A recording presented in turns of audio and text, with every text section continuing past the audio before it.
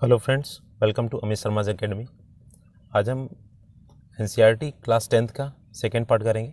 इससे पहले मैंने फर्स्ट पार्ट अपलोड कर दिया है और एनसीईआरटी की पूरी सीरीज़ बनी हुई है। 6 to 10 कर चुके हैं, अभी 10th वाला चल रहा है। और एक बार चैनल को विजिट कीजिएगा, काफ़ी प्लेलिस्ट बनी हुई है, आपको एग्ज़ाम में हेल्पफुल होगी। तो यहाँ से आज से जो स्टार्ट करेंगे वो 6 तक करा दिया मैंने, तो 7 चैप्टर से 16 तक चलेंगे। ठीक है, इसमें 7 नंबर चैप्टर है जो वो है नियंत्रण एवं समन्वय।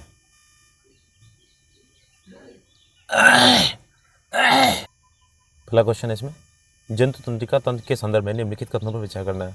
तो इसमें जंतु के गति नियंत्रण और समन्वय का कार्य तंत्रिका तंत्र एवं पेशी ऊतकों द्वारा किया जाता है, ये सही है।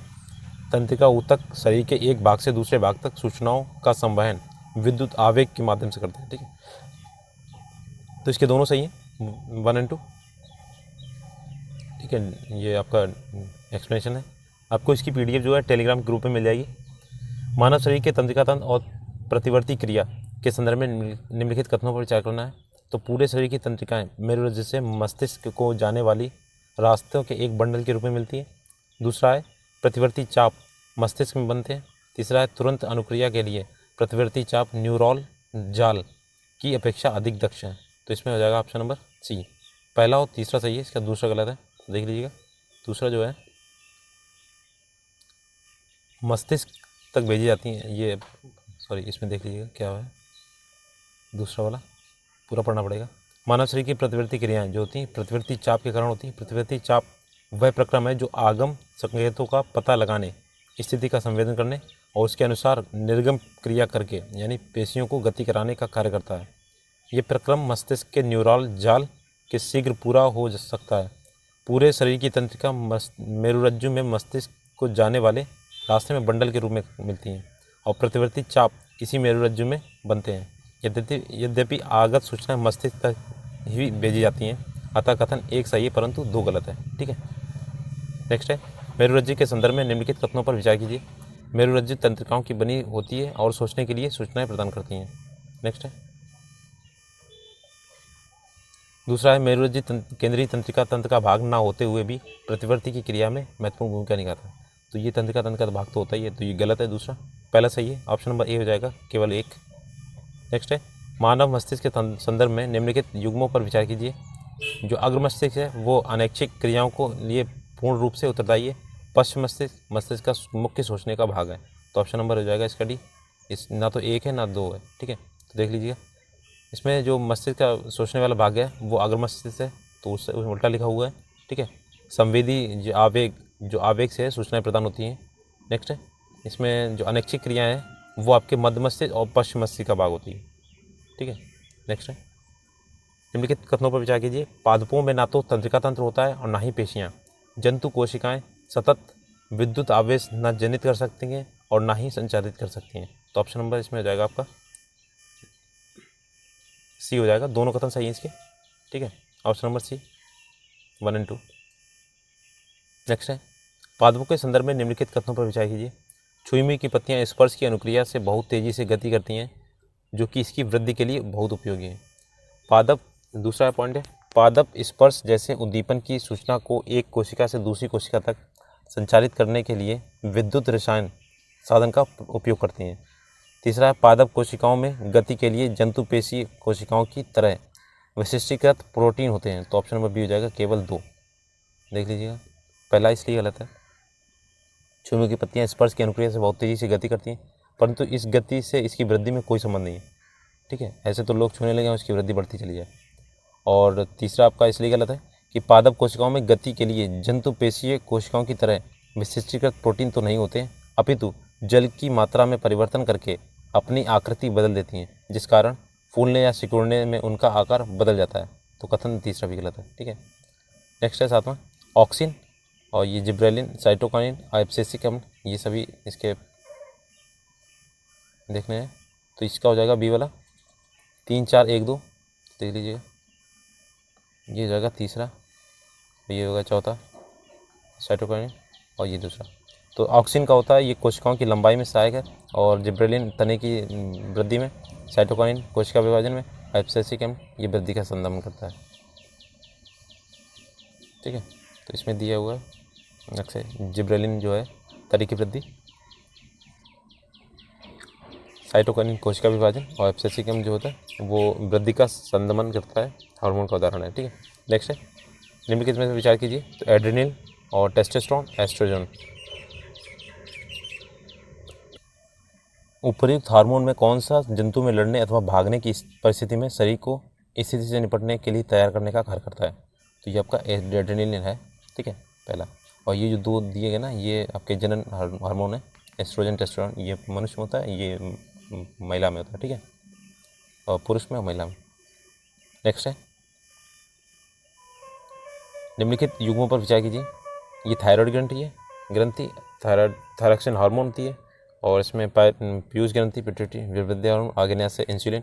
तो इसमें ऑप्शन नंबर आपका हो जाएगा पहला और तीसरा, ये 1 2 3, ऑप्शन नंबर डी, तीनों सही है इसके। ठीक है, नेक्स्ट है 8 नंबर क्वेश्चन है, चैप्टर है जीव जनन कैसे करते हैं। तो पहला क्वेश्चन है जनन के संदर्भ में निम्नलिखित कथनों पर विचार कीजिए। जनन की मूल घटना डीएनए की प्रकृति या कॉपी बनाता है। जनन कोशिकाओं में डीएनए की दो प्रतिकृतियां बनती हैं जो एक दूसरे के पूर्णतया समरूप होती हैं। तीसरा है किसी प्रजाति या स्पीसीज की समष्टि के स्थायित्व का संबंध उसके जनन से है। तो ऑप्शन नंबर इसका देखिएगा बी हो जाएगा, 1 व 3 सही है, दूसरा वाला गलत किए हैं। तो देखिएगा दूसरा, ये आपका हो जाएगा, ये जो थी जनन की मूल घटना डीएनए की प्रतिकृति बनाती है। डीएनए की प्रतिकृति बनाने के लिए कोशिकाएं विभिन्न रासायनिक क्रियाओं का उपयोग करती हैं। जनन की कोशिका में इस प्रकार की डीएनए की दो प्रतिकृतियां बनती हैं तथा एक दूसरे के अलग होना आवश्यक है। तो इसलिए पहला सही है, दूसरा गलत है। ठीक है, नेक्स्ट है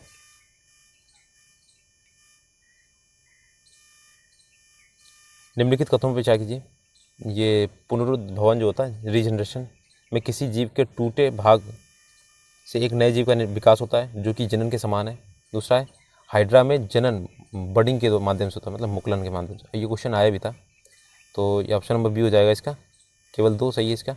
तो ये देखिए रीजनरेशन में किसी जीव के टूटे हुए भाग से नए जीव का विकास होता है, और पुनरुद्भवन जनन के समान नहीं होता है। ठीक है, ये रीजनरेशन केवल टूटे हुए भाग का होता है।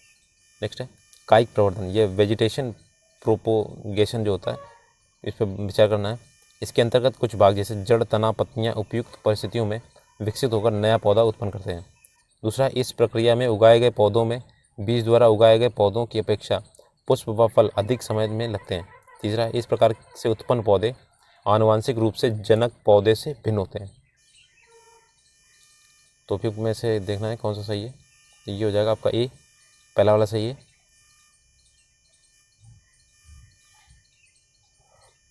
ऑप्शन नंबर ए, ये देखिए इसमें जो गलत है वो देखिए, इस प्रक्रिया में उगाए गए पौधों में बीज द्वारा उगाए गए पौधों की अपेक्षा पुष्प फल कम लगते हैं। दूसरा, इस विधि द्वारा एक लाभ ये भी है कि इस प्रकार के उत्पन्न जो सभी पौधे आनुवंशिक रूप से जनक पौधे के समान होते हैं। नेक्स्ट है निम्नलिखित कथनों पर विचार कीजिए। ऊतक संवर्धन तकनीकी के अंतर्गत पौधे ऊतक या उसकी कोशिकाओं को उसके शीर्ष के वर्धमान भाग, ये ग्रोइंग टिप से अलग करके एक नए पौधे उगाए जाते हैं। दूसरा है बीजाणु समासद जो होता है अलैंगिक जनन का एक प्रकार, स्पोर फॉर्मेशन जो होता है फॉर्मेशन। तो ऑप्शन नंबर इसका देखिए सी वाला, 1 व 2 दोनों सही हैं इसके। ठीक है, नेक्स्ट है नर और मादा युग्मक के संदर्भ में निम्नलिखित कथनों पर विचार कीजिए। तो आपका हो जाएगा इसमें मादा युग्मक नर युग्मक की अपेक्षा आकार में छोटा और गतिशील होता है। दूसरा है नर युग्मक में कोशिकाओं को ऊर्जा देने के लिए भोजन का पर्याप्त भंडार होता है। तो ये हो जाएगा आपका ऑप्शन नंबर डी वाला, दोनों गलत हैं इसमें। देखिए नर युग्मक जो होता है, नर युग्मक मादा युग्मक और नर युग्मक की अपेक्षा आकार में बड़ा होता है। जो मादा होता है, मादा वाला होता है वो बड़ा होता है नर की अपेक्षा, कोशिकाओं को ऊर्जा देने के लिए भोजन का पर्याप्त भंडार होता है इसमें। और नर युग्मक मादा युग्मक से छोटा परंतु अधिक गतिशील होता है, छोटा होता है लेकिन ये गतिशील होता है, और मादा ये बड़ा होता है आकार में। नेक्स्ट है पुष्पी पौधों में लैंगिक जनन के संदर्भ में निम्नलिखित कथनों पर विचार कीजिए। तो आवृत्तीय जो आवृतबीजी होते हैं एंजियोस्पर्म होते हैं, जननांग पुष्प में अवस्थित होते हैं, और पुंकेसर और स्त्रीकेसर पुष्प के जनन भाग हैं जिसमें जनन कोशिकाएं होती हैं। तो इसके हो जाएंगे ऑप्शन नंबर सी, दोनों सही हैं, 1 व 2। नेक्स्ट है पुष्पी पौधों में लैंगिक जननांग के संदर्भ में निम्नलिखित कथनों पर विचार कीजिए। तो ये आपके हो जाएंगे डी वाला, 1 2 3 तीनों सही हैं। देखिए पुंकेसर जननांग है जो नर जननांग है और जो परागण बनाते हैं। स्त्रीकेसर मादा जननांग है जो पुष्प के केंद्र में अवस्थित होते हैं। और तीसरा है परागकणों का उसी पुष्प के वर्तिकाग्र पर स्थानांतरण, जबकि एक पुष्प से दूसरे पुष्प पर स्थानांतरण परागण कहलाता है। देखिए स्वपरागण होता है, एक ही पौधा होता है उसी के पुष्प के दूसरे वर्तिकाग्र पर पहुँचना, और दूसरे जो पर परागण होता है एक पुष्प ये एक दूसरा है तो इसके जो ट्रांसफॉर्मेशन होता है तो ये होता है पर परागण। तो आपने पढ़ा होगा 9th में। ये ऑप्शन नंबर डी हो जाएगा।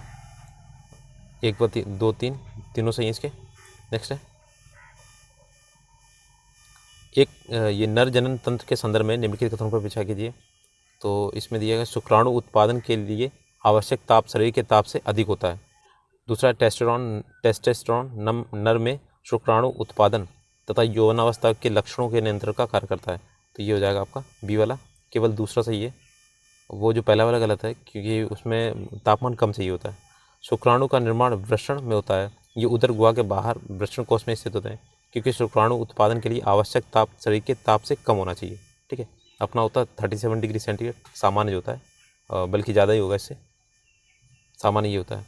नेक्स्ट है मादा जनन तंत्र के संदर्भ में निम्नलिखित कथनों पर विचार कीजिए। मादा में अंड कोशिका का निर्माण अंडाशय में होता है। दूसरा निषेचन का कार्य मादा के गर्भाशय में संपन्न होता है। तीसरा प्लेसेंटा भ्रूण के पोषण के लिए एक विशेष संरचना है। तो इसमें पूछा कौन सा सही नहीं है। ठीक है, तो देखिएगा इसमें ऑप्शन नंबर ए हो जाएगा। ये दूसरा सही नहीं है आपका, बाकी दोनों सही हैं, पहला और तीसरा सही है, दूसरा सही नहीं। तो देखिए ये निषेचन का कार्य मादा की अंड वाहिका में संपन्न होता है, तो निषेचन के पश्चात निषेचित अंड या ओवुमेनज गर्भाशय में स्थापित होता है, इसीलिए दूसरा गलत था। ठीक है, नेक्स्ट है निम्नलिखित पर विचार कीजिए। गोनेरिया, जो गोनेरिया है, सिफिलिस है, मस्सा है और HIV है, इसमें से कौन रोग वायरस जनित है, वायरस द्वारा जनित है? तो ऑप्शन नंबर सी हो जाएगा 3 और 4। तो देखिए मस्सा और HIV ये 3 आपके ये वायरस द्वारा हैं, बाकी देख लीजिए गोनेरिया सिफिलिस जीवाणु द्वारा है, और जबकि मस्सा और HIV ये वायरस द्वारा आते हैं। ठीक है, और ये सभी लैंगिक द्वारा भी होते हैं। ठीक है, संचरण इसका। 9 नंबर चैप्टर है आनुवांशिक एवं जैव विकास। तो निम्नलिखित कथनों पर विचार करना है। पहला है दूसरी पीढ़ी से पहली पीढ़ी में विविधता अलैंगिक जनन की अपेक्षा लैंगिक जनन से अधिक होती है। नेक्स्ट है दूसरा, लैंगिक जनन वाले जीवों में एक लक्षण अभिलक्षण ट्रेट के जीन के 2 प्रतिरूप होते हैं, जिसके एक समान ना होने की स्थिति में जो अभिलक्षण व्यक्त होता है उसे प्रभावी और दूसरे को अप्रभावी लक्षण कहते हैं। तो ये हो जाएगा ऑप्शन नंबर सी। 1 व 2 दोनों सत्य हैं इसके। ठीक है, नेक्स्ट है लिंग निर्धारण के संदर्भ में निम्नलिखित कथनों पर विचार कीजिए। कुछ प्राणियों में लिंग निर्धारण निषेचित अंडे के युग्मन उष्मायन ताप पर निर्भर करता है। दूसरा है घोंगे में लिंग का निर्धारण आनुवांशिक नहीं होता है। तीसरा है मनुष्यों में बच्चों का लिंग निर्धारण उसके पिता से प्राप्त हुए गुणसूत्र पर निर्भर करता है। तो ऑप्शन नंबर डी, ये तीनों सही हैं इसके। ठीक है, मेल का जो होता है वो XY होता है ना, तो उससे निर्धारण होता है कि बच्चा किस लिंग का होगा। नेक्स्ट है इसमें डिटेल दिया गया, आप देख लीजिएगा, इसकी PDF मिल जाएगी आपको। निम्नलिखित कथनों पर विचार कीजिए। चार्ल्स रॉबर्ट डार्विन ने प्राकृतिक वर्ण द्वारा जैव विकास का सिद्धांत दिया। ठीक है, डार्विन के प्रयोग से एक पीढ़ी से दूसरी पीढ़ी में लक्षणों की वंशानुगति की कार्यविधि की जानकारी मिलती है। तीसरा है मेंडल का सिद्धांत बताता है कि पृथ्वी पर सरल जीवों से जटिल स्वरूप वाले जीवों का विकास किस प्रकार हुआ है। तो ये आपका हो जाएगा ऑप्शन नंबर ए, पहला सही है केवल। और देखिए इन्होंने प्राकृतिक वर्ण का सिद्धांत दिया था और सिद्धांत बताया था कि पृथ्वी सरल जीवों से जटिल स्वरूप वाले जीवों का विकास किस प्रकार हुआ है। ठीक है, और दूसरी पीढ़ी में लक्षणों की वंशानुगति की कार्यविधि की जानकारी मेंडल के प्रयोग से मिली थी। तो दूसरा तीसरा ये पॉजिटिव लिखा था। ठीक है, नेक्स्ट है निम्नलिखित कथनों पर विचार कीजिए। पक्षियों, सरीसृप, जल स्थलचर और स्तनधारियों के 4 पाद होते हैं, यानी 4 पैर होते हैं। दूसरा है जीवों में किसी अंग की आकृति में समानता होने का एकमात्र कारण समान पूर्वज परंपरा है। तो देखिए ऑप्शन नंबर ए हो जाएगा, पहला सही है और ये दूसरा इसलिए गलत है क्योंकि देखिए जीवों में किसी अंग की आकृति में समानता होने का एकमात्र कारण समान पूर्वज की परंपरा नहीं होती है, तो दूसरा गलत है। आधुनिक मानव का उद्भव निम्नलिखित में से कहाँ हुआ? तो ये अफ्रीका में हुआ था। अफ्रीकन होमो सेपियंस वहाँ के कहे गए थे आधुनिक मानव, और फिर धीरे धीरे पूरे विश्व में फैल गए। नेक्स्ट है 6ठा नंबर, जीवाश्म के संदर्भ में निम्नलिखित कथनों पर विचार करना है। किसी जीव के मिट्टी में दब जाने पर मिट्टी में सुरक्षित उसकी छाप को जीवाश्म माना जाता है।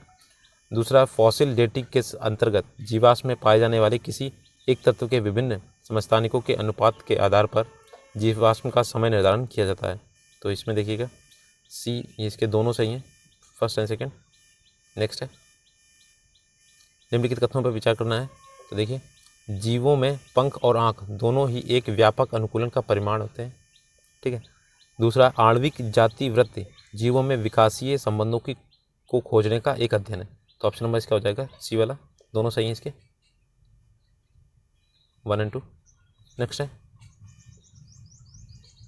निम्नलिखित कथनों पर विचार करना है। मानव जैव विकास के शिखर पर है। दूसरा है,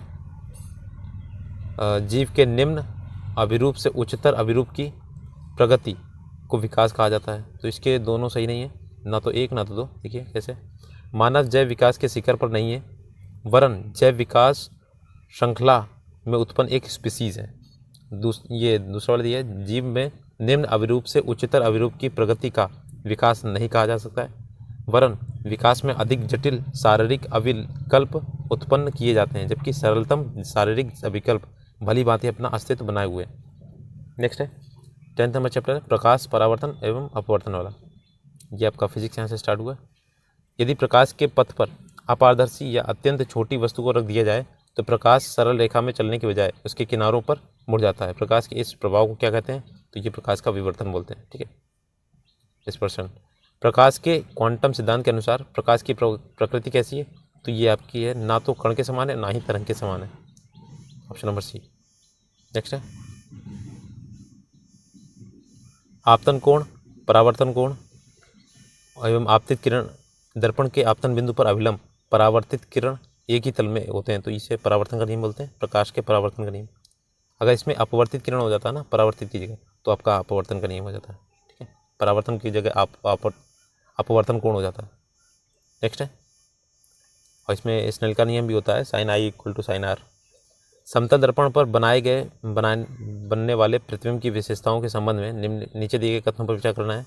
तो ये हो जाएगा आपका, समतल दर्पण जो होता है सदैव आभासी सीधा बनता है, प्रतिबिंब का आकार वस्तु के आकार से छोटा होता है। ये गलत है, इसमें बराबर होगा जो आपका बनता है प्रतिबिंब में समतल पर। तो पहला हो जाएगा सही, ऑप्शन नंबर 1। नेक्स्ट है, गोलीय दर्पण के संदर्भ में निम्नलिखित में से असत्य कथन निकालना है। तो देखिए, गोलीय दर्पण का परावर्तक पृष्ठ गोले के अंदर की ओर वक्रित होता है, अवतल दर्पण कहलाता है। ठीक है, परावर्तक जो पृष्ठ होता है वो अंदर की ओर धसा होता है, बाहर जो होता है अपवर्तित जो होता है पृष्ठ। नेक्स्ट है, जिस गोलीय दर्पण का परावर्तक पृष्ठ बाहर की ओर वक्रित होता है उसे उत्तल दर्पण कहते हैं। इस टाइप का बना होता है, तो इस पर लाइट रिफ्लेक्ट करती है, और अवतल दर्पण ये ऐसा होता है, इस पर पड़ती है। ठीक है, उत्तल दर्पण द्वारा वस्तु का प्रतिबिंब वास्तविक उल्टा बनता है, तो ये गलत है, आभासी और सीधा बनता है हमेशा। ठीक है, और उपरोक्त में से कोई नहीं, तो ये आपका ऑप्शन नंबर सी हो जाएगा। उत्तल दर्पण का जो प्रतिबिंब होता है आभासी सीधा हमेशा बनता है। अवतल दर्पण का प्रयोग किया जाता है या उपयोग किया जाता है किसमें?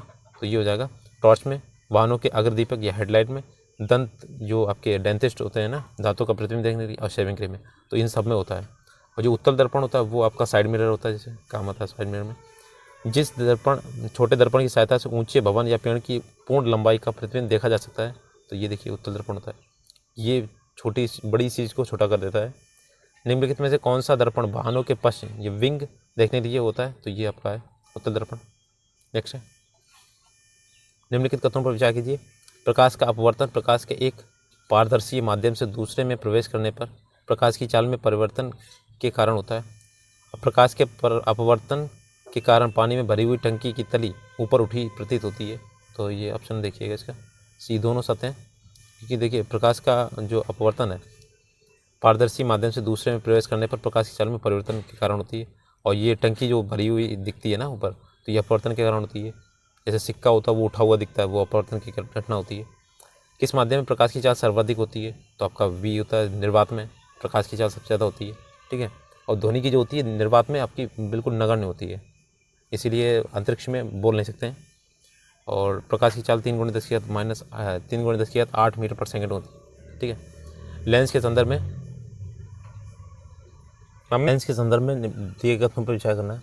दो पृष्ठों से घिरा कोई पारदर्शी माध्यम जिसके एक या दोनों पृष्ठ गोलीय होते हैं, लेंस कहलाता है। ठीक है, ऐसे बने होते हैं या फिर इस टाइप का हो सकता है, जैसे भी हो। 2 पृष्ठ इसमें जोड़े जाते हैं। ठीक है, तो उत्तल लेंस और अवतल लेंस में 2 गोलीय पृष्ठ होते हैं। ये दोनों सही है, ऑप्शन नंबर सी 1 व 2। थोड़ी नॉइज़ होगी तो एडजस्ट कर लीजिएगा। किस दर्पण से आप चाहे कितनी ही दूरी पर खड़े हों, आपका प्रतिबिंब सदैव सीधा प्रतीत होता है? तो ये आपका होता है समतल या उत्तल दर्पण। समतल में भी सीधा बनता है और उत्तल में भी सीधा। आपका जो अवतल दर्पण होता है, इसमें आपका आभासी जो वास्तविक बनेगा लेकिन उल्टा बनेगा। जिसमें आभासी बनेगा वो सीधा बनेगा हमेशा। ठीक है, नेक्स्ट है लेंस की क्षमता नापी जाती है। तो ये डायप्टर में नापी जाती है। तो ये डी वाला होता है 1/f होता है, और ये जो f होता है ये आपका मीटर में होता है, 1 जो तो लिया जाता है। नेक्स्ट है 11 नंबर चैप्टर है मानव नेत्र और रंग बिरंग का संसार है। तो ये इसका क्वेश्चन एक आया था कि आपका जो दान की जाती है वो क्या की जाती है? तो कॉर्निया की जाती है। मानव नेत्र में किस भाग में वस्तु का प्रतिबिंब बनता है? तो आपका ये रेटिना बनता है, दृष्टिपटल। नेक्स्ट है मानव नेत्र के संदर्भ में नीचे दिए गए कथनों पर विचार कीजिए। ये ध्यान रखिएगा, जो मानव नेत्र होता है वो कैमरे की भांति होता है। ठीक है, तो इसमें पहला ऑप्शन है, इसमें मानव नेत्र में प्रकाश कॉर्निया से होकर प्रवेश करता है। दूसरा पुतली नेत्र में प्रवेश करने वाले प्रकाश की मात्रा को नियंत्रित करती है। तीसरा रेटिना पर किसी वस्तु का प्रतिबिंब जो होता है उल्टा और वास्तविक बनता है। जब भी वास्तविक बनेगा उल्टा बनेगा। तो ऑप्शन नंबर इसका डी हो जाएगा। तीनों सही हैं इसके। ठीक है, नेक्स्ट है और ये आपका तीसरा है कभी कभी अधिक वायु से किसी व्यक्ति के नेत्र का क्रिस्टलीय लेंस दूधिया अथवा धुंधला हो जाता है, जिसके कारण नेत्र की दृष्टि में कमी या पूर्ण रूप से दृष्टि क्षय हो जाता है। ये व्यक्ति पीड़ित है तो ये मोतियाबिंद हो जाता है। ठीक है, नेक्स्ट है उसकी आंखें जो होती है दूधिया टाइप की हो जाती हैं। मोतियाबिंद की शल्य चिकित्सा के पश्चात दृष्टि का वापस लौटना संभव होता है। तो ऑप्शन नंबर ये देखिए, ये क्वेश्चन नंबर 4 देखिए, निकट दृष्टि दोष के संदर्भ में नीचे दिए गए कथनों पर विचार करना है। तो निकट दृष्टि दोष से पीड़ित व्यक्ति पास की वस्तुओं को स्पष्ट देख सकता है परंतु दूर की नहीं देख पाता है। ठीक है, निकट दृष्टि दोष युक्त नेत्र में दूर रखी वस्तु का प्रतिबिंब जो होता है रेटिना के पीछे बनता है। तो इसमें ऑप्शन नंबर देखिएगा आपका ये वाला सही होगा जाके। इसमें होता पीछे नहीं, वो आगे बन जाता है, पहले ही बनता है। तो इसमें ये ऑप्शन में देखिए, निकट दृष्टि दोष से जो युक्त होता है आदमी, किसी दूर रखी वस्तु का प्रतिबिंब जो होता है रेटिना पर ना बनकर रेटिना के सामने बनता है, मतलब पहले बनता है। रेटिना ये तो यहाँ पे पहले बन जाएगा निकट वाले, और जो दूर दृष्टि वाला होगा उसका पीछे बनता है। नेक्स्ट है निकट दृष्टि दोष दूर करने के लिए निम्नलिखित में से कौन सा युक्त जो लेंस है प्रयोग करना चाहिए? तो ऑप्शन नंबर बी है अवतल दर्पण। अवतल लेंस, दर्पण नहीं होगा सॉरी। अवतल लेंस कैसा होता है? ये इस टाइप का होता है। ठीक है, और उत्तल लेंस ऐसा होता है इस टाइप का।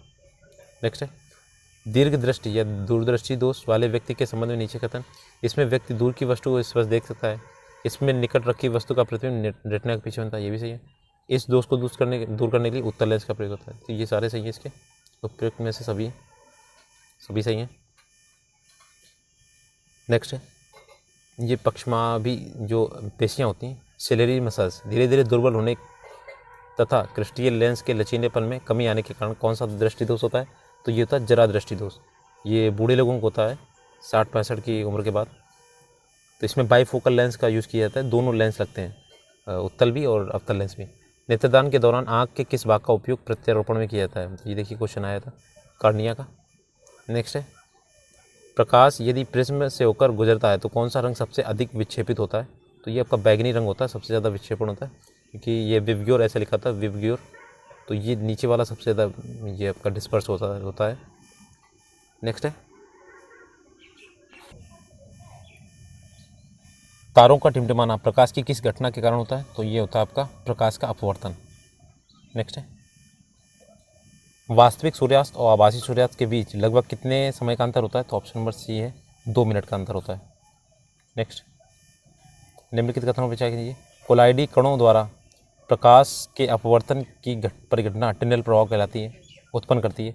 दूसरा घने जंगल के विवर्तन या कोनोपी से सूर्य के प्रकाश के गुजरने के दौरान टिनल प्रभाव को देखा जा सकता है। तो ऑप्शन नंबर ये बी, ये दूसरा सही केवल, पहला इसलिए गलत है।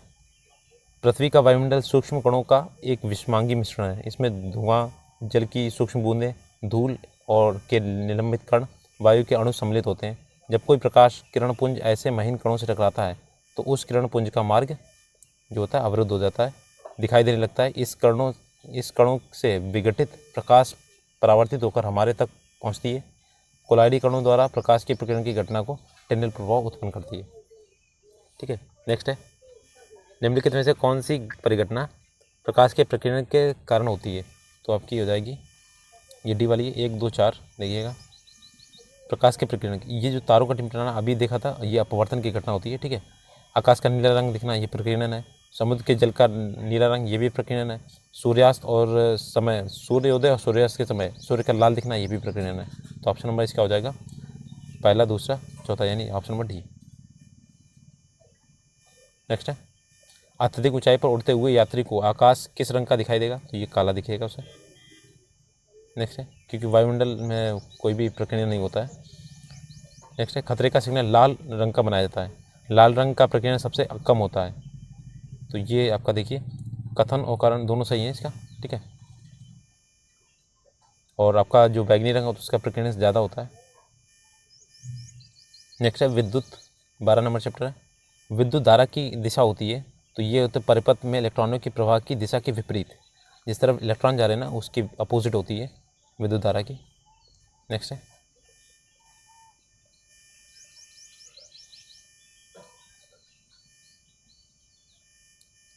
दूसरा है, निम्नलिखित में से कौन सा युग्म सही सुमेलित है?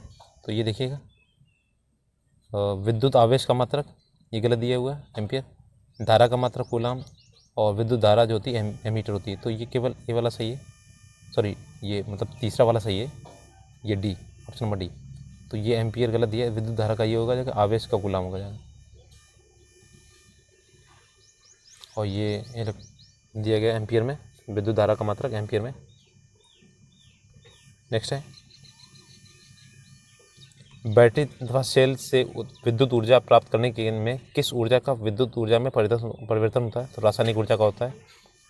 नेक्स्ट है, समान ताप पर एक विद्युत परिपथ में धातु के तार के दो सिरों के बीच विभवांतर उसमें प्रवाहित होने वाली विद्युत धारा के समानुपाती होता है। तो ये ओम का नियम है, V प्रोपोर्शनल टू I होता है, V प्रोपोर्शनल टू I, और ये V बराबर IR हो जाता है। ठीक है, I एंड R। नेक्स्ट है, यदि प्रतिरोध को दोगुना कर दिया जाए तो विद्युत धारा पर क्या प्रभाव पड़ेगा? तो ये आधी हो जाएगी। ठीक है, V बराबर IR होता है ना, IR। अभी क्या बोला इसने, प्रतिरोध को दोगुना कर दें, इसको 2 गुना करेंगे तो आपकी जो विद्युत धारा हो जाएगी ना वो आधी हो जाएगी। नेक्स्ट है, किसी चालक का प्रतिरोध निर्भर करता है, तो आपके तीनों पे करता है, चालक की लंबाई पर, अनुप्रस्थ काट के क्षेत्रफल पर, और पदार्थ, चालक के पदार्थ की प्रकृति पर। तो ऑप्शन नंबर डी हो जाएगा, 1, 2, 3। नेक्स्ट है, विद्युत बल्ब के तंतुओं के निर्माण में किस धातु का प्रयोग किया जाता है? तो ऑप्शन नंबर बी, टंगस्टन। ये तो बहुत फेमस क्वेश्चन है। विद्युत इस्त्री या टोस्टर आदि का निर्माण मिश्र धातुओं से किया जाता है। दूसरा कारण, मिश्र धातुओं में प्रतिरोधकता उसकी अवयवी धातुओं से कम होती है। तो इसमें हो जाएगा आपका सी। कथन सही है लेकिन कारण गलत दिया गया। ठीक है, पहला सही है।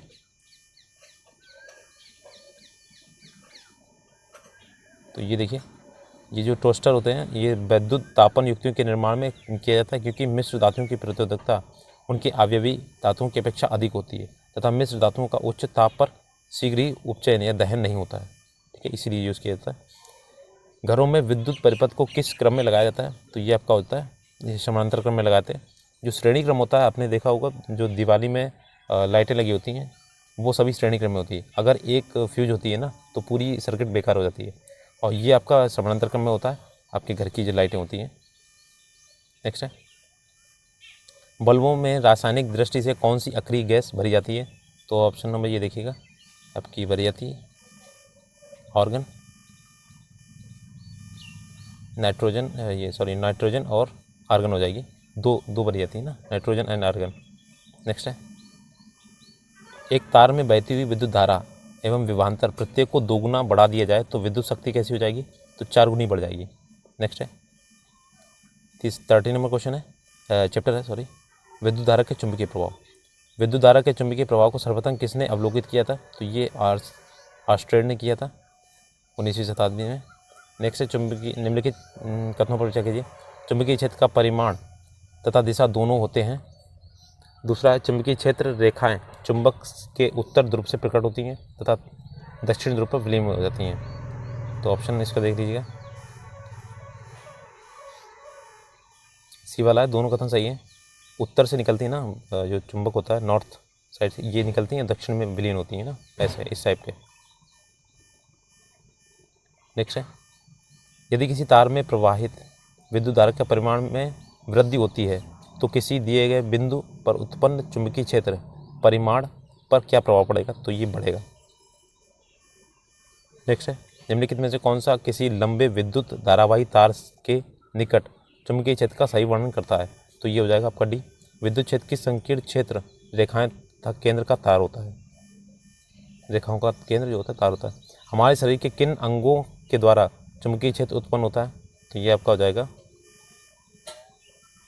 सी वाला। देखिएगा फर्स्ट एंड थर्ड वाला, मस्तिष्क और हृदय। तो वृक्क और यकृत से तो कभी होगा नहीं, पहला और तीसरा हो जाएगा मस्तिष्क और हृदय से। अब देखिए मस्तिष्क में जो होता है वो न्यूरॉन होते हैं, ठीक है। नेक्स्ट है, विद्युत मोटर एक ऐसी युक्ति है जो परिवर्तित करती है, तो ये आपकी विद्युत ऊर्जा को यांत्रिक ऊर्जा में चेंज करती है विद्युत मोटर। नेक्स्ट है, विद्युत जनित परिवर्तित करता है, तो ऑप्शन नंबर सी, यांत्रिक ऊर्जा को विद्युत ऊर्जा में। नेक्स्ट है, निम्नलिखित कथनों पर विचार कीजिए। जो दिष्ट धारा होती है डीसी सदैव एक ही दिशा में प्रवाहित होती है और प्रत्यावर्ती धारा एसी एक निश्चित समय अंतराल के बाद अपनी दिशा में परिवर्तन कर लेती है। तीसरा, सुदूर स्थानों पर विद्युत धारा को प्रतिवर्ती धारा के रूप में प्रेषित किया जाता है, तो इसमें आपके हो जाएंगे डी जाएंगे, तीनों कथन सत्य हैं इसके, ठीक है। डीसी जो होती है वो एक ही लाइन में होती है और ये डीसी को हम ज़्यादा दूर तक नहीं ले जा सकते हैं, एसी को कितनी भी दूरी ले जा सकते हैं। हमारे घरों में विद्युत सप्लाई की जाती है वह कितने वोल्ट तथा हर्ट्ज़ पर होती है, तो आपका 220 वोल्ट होता है, 50 हर्ट्ज़ होती है, ठीक है।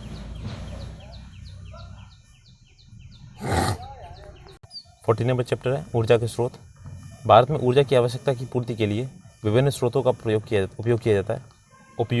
उपभोग के आधार पर इन स्रोतों का घटते क्रम में सही उत्तर निकला है, तो ये पहला हो जाएगा कोयला सबसे ज़्यादा, फिर जल, पेट्रोलियम और प्राकृतिक गैस है, फिर नाभिकीय जो रिएक्टर में निकाली जाती है वो सबसे ज़्यादा कोयले में होती है, मतलब यूज़ होता है अपने भारत में। निम्नलिखित कथनों पर विचार कीजिए। जल विद्युत संयंत्रों में जल की स्थितिज ऊर्जा को विद्युत ऊर्जा में रूपांतरित किया जाता है।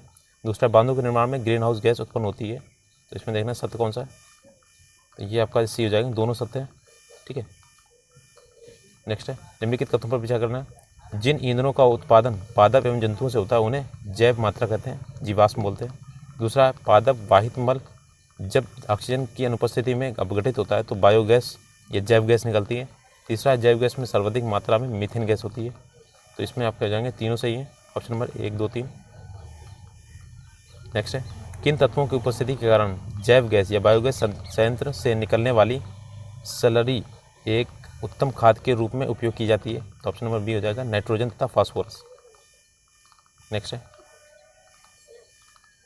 निम्नलिखित में से किस देश को पवनों का देश कहा जाता है, तो ये आपका हो जाएगा डेनमार्क। नेक्स्ट है, निम्नलिखित में से तत्व सोलर सेल्स में उपयोग किया जाता है, तो आपका हो जाएगा ए, ये सिलिकॉन जो होता है आपका सोलर सेल में यूज़ होता है।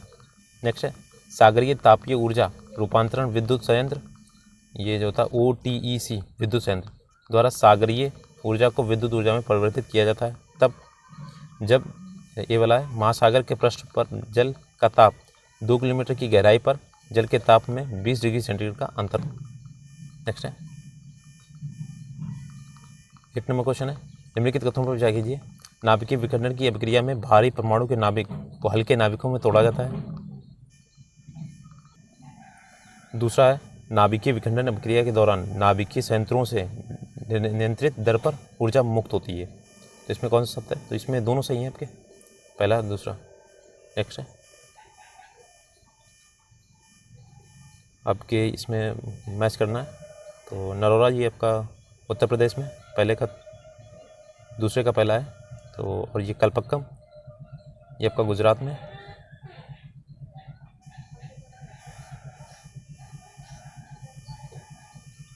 पहले का तीसरा, सॉरी कलपक्कम ये तमिलनाडु में, गुजरात में आपका काकरापारा हो जाएगा, सी का दूसरा। और ये आपका ट्राम्बे हो जाएगा महाराष्ट्र में। ठीक है, नेक्स्ट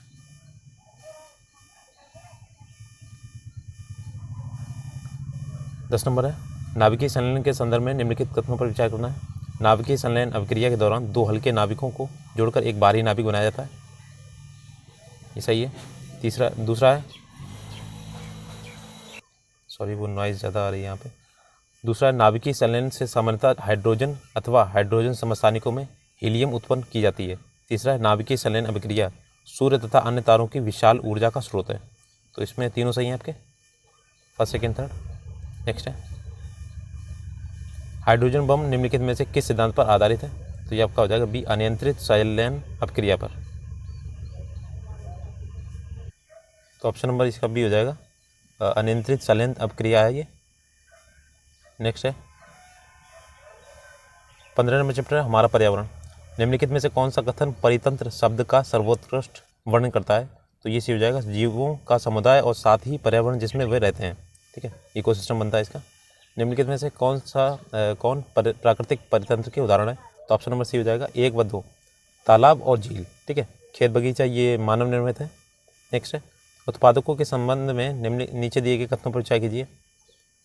तो ये आपके हो जाएंगे, दोनों सही हैं इसके। देखिए, ये सूर्य के प्रकाश क्लोरोफिल की उपस्थिति में अकार्बनिक पदार्थ से कार्बनिक पदार्थों का निर्माण करते हैं। दूसरा, हरे पौधे नील हरित शैवाल इसी वर्ग के अंतर्गत आते हैं। तो ऑप्शन नंबर सी हो जाएगा, 1 व 2 दोनों सही हैं। नेक्स्ट है, परितंत्र में खाद्य श्रृंखला के संदर्भ में निम्नलिखित में से किस प्रकार का अपघट जीव कहलाते हैं? तो ये आपका हो जाएगा बी वाला, देखिएगा, दूसरा और तीसरा, जीवाणु और कवक। अपघटक जो होते हैं जीवाणु कटक, ये कवक होते हैं। ये जो वायरस होता है आपका निर्जीव होता है, जब किसी जीवित में जाता है तो ये सजीव हो जाता है, वैसे निर्जीव होता है। परितंत्र में खाद्य श्रृंखलाओं आहार श्रृंखलाओं के संदर्भ में निम्नलिखित कथनों पर विचार कीजिए। तो अब क्या हो जाएगा, इसमें आ जाएगा, खाद्य श्रृंखला के अंतर्गत पर्यावरण के विभिन्न घटकों के बीच ऊर्जा का प्रभाव होता है। दूसरा है, खाद्य श्रृंखला उस प्रत्येक जीव की संख्याओं का जो दूसरों के द्वारा खाई जाती है का प्रदर्शन करती है। तो इसका पहला ही सही होगा केवल। ठीक है, नेक्स्ट है 6 नंबर है, निम्नलिखित कथनों पर विचार कीजिए। स्वपोषी और सौर ऊर्जा को रासायनिक ऊर्जा में परिवर्तित करते हैं। दूसरा, आहार श्रृंखला में ऊर्जा का प्रभाव एक दिशी होता है, ये टीआरई फर्स्ट में भी आया था। स्थलीय परितंत्र के हरे पौधे और सौर ऊर्जा का लगभग 1% भाग ही खाद्य ऊर्जा में परिवर्तित करते हैं। ये दोनों ही टीआरई में आए थे, बहुत इंपॉर्टेंट है, याद रखिएगा। तो इसके आपके सभी कथन सही है ना। नेक्स्ट है, ये 1% का, ये 10% का नियम लिंडमैन ने दिया था। तो एक उपभोक्ता स्तर से दूसरे उपभोक्ता को जैव मात्रा का कितना प्रतिशत भाग स्थानांतरित होता है? तो ऑप्शन नंबर ए 10%। स्थानांतरित 10% होता है, लेकिन मिलता उसका 1% है। ठीक है, लिंडमैन का नियम था ये। निम्नलिखित में से कौन सा कथन जैव आवर्धन को परिभाषित करता है? तो ऑप्शन नंबर सी हो जाएगा, खाद्य श्रृंखला में एक स्तर से दूसरे स्तर में हानिकारक जैव रसायनों का संकेंद्रण। नेक्स्ट है 9 नंबर है, क्वेश्चन नंबर 9, ओजोन परत के संदर्भ में निम्नलिखित दिए गए कथनों पर विचार कीजिए। ओजोन ओथरी के अणु ऑक्सीजन के 3 परमाणुओं से बनते हैं। दूसरा, ओजोन सूर्य से आने वाली पराबैंगनी विकिरण में पृथ्वी को सुरक्षा प्रदान करती है। तीसरा है, क्लोरोफ्लोरोकार्बन CFC जैसे मानव संश्लेषित रसायनों से ओजोन की मात्रा में तीव्रता से गिरावट होने लगती है। तो ऑप्शन नंबर सी 1 2 3। नेक्स्ट है 16 नंबर है, प्राकृतिक संसाधनों का प्रबंधन। गंगा सफाई योजना पहली बार किस वर्ष शुरू की गई थी? तो ऑप्शन नंबर बी 1985। नेक्स्ट है, अमृता देवी बिश्नोई राष्ट्रीय पुरस्कार किस देश क्षेत्र में दिया जाता है? तो ये हो जाएगा आपका वन्यजीव संरक्षण में दिया जाता है। नेक्स्ट है, निम्नलिखित कथनों पर विचार कीजिए। चिपको आंदोलन का संबंध वन संरक्षण से है। ठीक है, और चिपको आंदोलन की शुरुआत हिमाचल प्रदेश से हुई थी, तो ये गलत है। तीसरा है, चिपको आंदोलन 1970 के दशक में प्रारंभ हुआ था। ऑप्शन नंबर बी हो जाएगा 1 व 3। ये जो आपका हुआ था उत्तराखंड में हुआ था, ये हिमालय की ऊंची पर्वत श्रेणियों में गढ़वाल उत्तराखंड में हुआ था। नेक्स्ट है, ये आपके जल संग्रहण की पद्धतियाँ दी गई हैं, तो ये देखिएगा आप।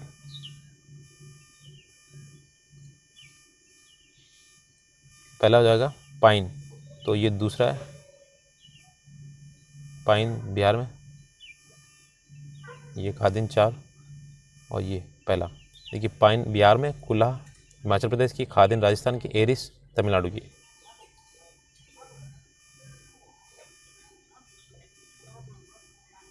तो ये ऑप्शन नंबर ए हो जाएगा। नेक्स्ट है, निम्नलिखित कथनों पर विचार करना है।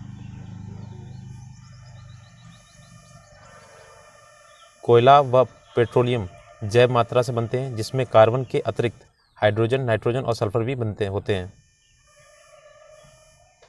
नेक्स्ट है, दूसरा ऑप्शन है, अपर्याप्त वायु में कोयला पेट्रोलियम को जलाने पर कार्बन मोनोऑक्साइड बनती है। तो इसके दोनों सत्य हैं कथन, ठीक है। कार्बन मोनोऑक्साइड आपके रेफ्रिजरेटर में भी निकलती है। नेक्स्ट है, ये आपका कंप्लीट हो गया। 10th चैप्टर जो था वो 10th बुक थी, इसकी पूरी कंप्लीट होगी, 2 पार्ट में कराया था। और अगर आपको वीडियो अच्छा लगा तो प्लीज़ लाइक से सब्सक्राइब कीजिएगा। इसकी पूरी प्लेलिस्ट आपको चैनल पर मिल जाएगी, एक बार चैनल को विजिट कीजिएगा। NCERT का जितना भी है पूरा मटेरियल आपको मिल जाएगा। और इससे BPSC के प्रीवियस ईयर क्वेश्चंस हैं और 69th BPSC का जो घटनाचक्र पूर्वावलोकन है वो भी मिल जाएगा आपको। तो वीडियो अच्छा लगा तो प्लीज़ लाइक से सब्सक्राइब कीजिएगा। नया चैनल है, थोड़ा सपोर्ट दिखा दीजिए। धन्यवाद।